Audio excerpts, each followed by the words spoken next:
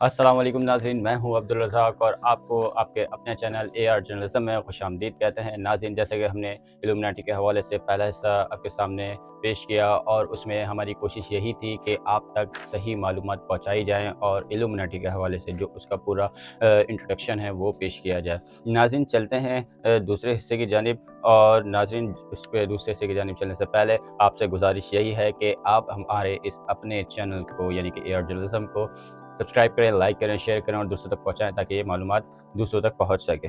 नाज़रीन, यहाँ पर हम आपको बात बताते चलें कि जो एडम वेज़हॉफ थे, वो अपने आप को स्पार्टिकल्स भी कहा करते थे। और अगर आप जो इल्यूमिनाटी का जो एक लोगो है या उसका एक साइन है, उसको देखें तो एक पिरामिड बना है, उसमें 13 क्लासिफ़िकेशन यानी 13 फ्लोर पे उसको इस तरीके से बनाया गया है और उसमें एक ऊपर एक आँख बनाई गई है। नाज़रीन, इसको 13 स्टेप्स में बनाया गया है जो इनकी जो लोगों में शो होता है, यानी कि 13 क्लासिफिकेशंस, और 13 क्लासिफिकेशंस को इन्होंने 3 लेवल्स में डिवाइड किया है। तो नाज़रीन, हम सबसे चलते हैं जो 3 लेवल्स हैं। जो इसका 3rd लेवल नाज़रीन वो कहलाता है मैनुअल क्लास, यानी कि नाज़रीन जिसके अंदर जो नए जो बंदे आते हैं, लोग आते हैं, उन उसमें उसको बताया जाता है कि इल्यूमिनाटी है क्या, लेकिन बिल्कुल ब्रीफ डिस्कस उनसे नहीं किया जाता, क्योंकि इनको एक शक ये रहता है कि जब तक इनका शक के दायरे से वो शख्स बाहर ना निकल जाए तो उसके बाद ही ये उसको सेकंड ग्रुप की तरफ लेकर आते हैं। और सेकंड ग्रुप जो होता है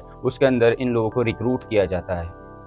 नाज़रीन, जैसा कि आप किसी जॉब के लिए इंटरव्यू के लिए जाते हैं तो वहाँ पे जो एचआर होते हैं, एचआर डिपार्टमेंट होता है, वो इंटरव्यू के बाद रिक्रूट करता है और आपको अपॉइंट करता है। बिल्कुल इसी तरीके से इनका जो सेकंड ग्रुप है वो मेंबर्स को रिक्रूट करता है, इंटरव्यूज़ होते हैं, फिर उनको ट्रेनिंग दी जाती है और ट्रेनिंग देने के बाद इनको जो इसकी तालीमात हैं या जो इसका स्लोगन, और यानी कि इसको अगर हम आम ज़ुबान में कहें कि इल्यूमिनाटी को जो इम्पोज़ करने के लिए लोगों के ऊपर वो इन्हें टास्क दिए जाते हैं और बहुत खुफिया तरीके से इन्हें ये काम सरअंजाम देने होते हैं।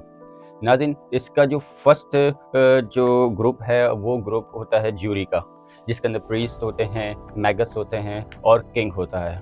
और यही लोग इन दोनों ग्रुप्स को बाकायदा तौर पर अपने ऑर्डर्स जारी करते हैं। नाज़रीन, ये तो थी एक इनकी छोटा-सा इंट्रोडक्शन। नाज़रीन, जैसा कि हमने आपको पिछले हिस्से में जो इसका पहला हिस्सा था, उसमें हमने आपको ये चीज़ बताने की कोशिश की कि इल्यूमिनाटी किस तरीके से काम करती है और जो इल्यूमिनाटी बनी वो उसके पीछे क्या अवामिल कार फरमा थे। नाज़रीन, एक वक़्त था कि ईसाई यहूदियों को इतना नापसंद करते थे कि वो यहूदियों के लिए उनके यहाँ एक कहावत या ये मौजूद थी और कहा भी ये जाता था कि कहीं सांप या कुत्ता मिले और एक यहूदी मिले तो पहले यहूदी को कत्ल किया जाए, क्योंकि यहूदी इंसानियत के दुश्मन हैं। और ये तो सबको ही पता है कि यहूदी सिर्फ अपने आप को ही, अपनी कौम को ही सबसे आला और अरफा जानते हैं। बहरहाल नाज़रीन, आगे चलते हैं। एक दौर वो भी था कि जब हमारे प्यारे नबी हज़रत मोहम्मद मुस्तफ़ा सल्लल्लाहु अलैहि वसल्लम के दौर में, दौर नबूवत में, नजाशी बाकायदा तौर पर मुसलमान हुए और ईसाइयों की तरफ से जो वफ़द आया वो उसने जो कुरान पाक की तिलावत सुनी तो उनकी आँखों से आंसू जारी हो गए। यानी कि उस वक्त ईसाइयों और मुसलमानों में क़ुरबत का दौर भी कहा जाता है। नाज़रीन, यहाँ पे आप सबको एक बात ये मालूम होनी चाहिए कि जब हज़रत उमर फ़ारूक रज़ी अल्लाह ताला अन्हु ने यरूशलेम फ़तह किया, और ये बड़ा तारीख़ी फ़तह है जिसमें किसी का भी खून नहीं बहा, एक तलवार नहीं चली। तो उस वक़्त के जो ईसाई पादरी, उनके जो बड़े-बड़े ईसाई पादरी थे, वो यही उनका कहना था और बाकायदा इन्होंने उस वक़्त जो एग्रीमेंट हुआ, उस पे ये बात लिखवाई, ईसाइयों ने खुद लिखवाई कि यरूशलेम में यहूदी आबाद नहीं हो सकते और ना आप इनको आबाद होने की इजाज़त देंगे। बेशक वो आएँ, अपने तारीख़ी और मज़हबी मकामात की सैर करें और जो ज़ियारत करें और फिर चले जाएँ। नाज़रीन, डेविड बिन गुरियन जो इसराइल का पहला वज़ीर आज़म था, वो अपनी किताब में लिखता है कि 70 की दिहाई के बाद से जो हमारे ऊपर ज़ुल्म सितम किए गए और हमारी नस्लकुशी की गई, हमारी इज़्ज़त को पामाल किया गया, वो जब से लेके अब तक, यानी कि उसमें एक इनका सुनहरी दौर आया स्पेन में, जब स्पेन को मुसलमानों ने फ़तह किया। और मुसलमानों की इस्लाम की तारीख़ है कि वो जिस जगह को भी फ़तह करते हैं कि वहाँ के आम लोगों को यरग़माल नहीं बनाते थे और पूरे राइट्स उनके दिए जाते थे। तो ये उसका कहना है, वो डेविड बिन गुरियन अपनी किताब में लिखता है, वो कहता है कि वो हमारा सुनहरी दौर था और हमने उसी में ईसाइयों के अंदर शमूलियत इख्तियार करी और ईसाइयों को अपना आला कार बनाने की कोशिश करी। नाज़रीन, यहाँ पे आपको एक और बात बताता चलूँ کہ वेस्प जो लोग अंग्रेज़ी अखबार पढ़ते हैं या BBC या CNN देखते हैं, तो उनको ये बात पता होगी कि वेस्प है क्या। यानी कि नाज़रीन, ये जो वेस्प है, white Anglo Saxon Protestant, wasp पूरा इसका मुख़फ़िफ़ है। और ये नाज़रीन, ये वो लोग होते थे कि जो बाकायदा तौर पर ईसाइयों की जो भी तालीमात थी उनका काम करते थे, और ये एक बड़ा ज़बरदस्त ग्रुप हुआ करता था। यहूदियों से पहले ईसाइयों का जो ग्रुप हुआ करता था, तो यहूदियों ने सबसे पहले इनको अपना आला कार बनाया, और इन्हीं के ज़रिए सारी जो उरयानियत फैलाई गई। नाज़रीन, एक दौर वो भी था यहूदियों का, जब दौर उनको नस्ल कुशी की जाती थी, तो उस वक़्त के जो ईसाई पॉप होता था उसका यूरोप में बड़ा असर और रसूख़ होता था, और उसने बाकायदा तौर पर सूदी कारोबार को हराम करार दिया हुआ था। तो यहूदियों ने एंग्लो प्रोटेस्टेंट्स के ज़रिए ही इनको जो सूदी कारोबार आम करवाया। LGBTQ अभी का नहीं है, ये उस वक़्त से ही चलता हुआ आ रहा है, और इन्होंने उसे भी आम करवाया। फ्रीडम ऑफ स्पीच के नाम पे मर्द मर्द से और औरत औरत से शादी करने का इन्होंने जो एक लॉ लेकर आए, वो भी बाकायदा तौर पे इन्हीं के ज़रिए आम करवाया गया। और यहाँ तक कि इतनी उरयानियत फैलाई गई कि फ्रीडम ऑफ स्पीच के नाम से कि जो शख्स या मेल हो या फीमेल हो, वो बिना कपड़े पहने भी बाहर निकल सकता है, और उसे कोई कुछ कहने वाला नहीं होगा, उसकी वो अपनी मर्ज़ी होगी। और इन सारी बातों को देखते हुए आज की दुनिया आपके सामने है। नाज़रीन, यरूशलेम मुसलमानों से छीना गया, और फिर उसके बाद लिया किसने, ये भी एक तारीख़ है।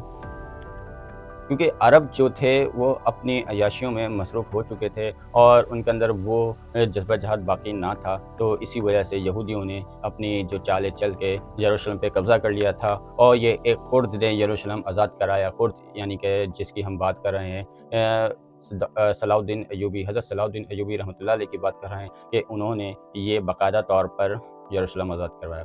और फिर उसके बाद अब दोबारा यरूशलेम पे कब्ज़ा है, और खुरासान के हवाले से जो सियाह परचम वाले लोग होंगे वो खुरासान से निकलेंगे, और फ़लस्तीन में जो अपने सियाह झंडे लहराएंगे और फ़तह का ऐलान करेंगे। नाज़रीन, ये भी कोई अरब नहीं होंगे, ये गैर अरब ही लोग होंगे। बहरहाल नाज़रीन, यहाँ पे हम आपको बताते चलें कि जैसे हमने आपको पिछली वीडियो में बाल्फोर डिक्लेरेशन का भी आपके सामने एक हमने थोड़ा-सा व्यू रखा था। वो ये था कि यहूदियों ने जो अपना सूदी निज़ाम राइज किया था, ताज बरतानिया की जो हुकूमत थी, वो उस वक़्त जो है उनका कर्ज़े तले दब चुकी थी, और उस वक़्त के वज़ीर ख़ारिजा जो बरतानिया का था, उसने ये बाल्फोर डिक्लेरेशन राइज करवाया, और इसका मकसद ये था कि इनको फ़लस्तीन में आबाद किया जाए। नाज़रीन, थोड़ा-सा पीछे चलते हैं। सुल्तान अब्दुल हमीद, हाँ, सल्तनत उस्मानिया का एक बहुत बड़ा नाम, मुसलमानों के लिए बहुत काबिल-ए-इज़्ज़त।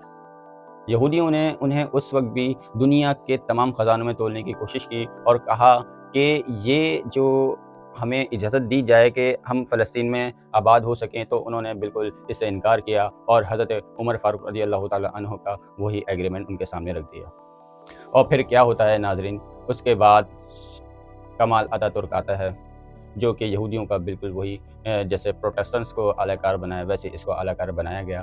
खिलाफ़त उस्मानिया के टुकड़े किए गए, और उसके बाद 1916 में बाल्फोर डिक्लेरेशन साइन होता है, और फ़लस्तीन के अंदर यहूदियों को आबाद किया जाता है, या आबादकारी का सिलसिला शुरू किया जाता है। ये सारे काम नाज़रीन इल्यूमिनाटी तंज़ीम के ही हैं।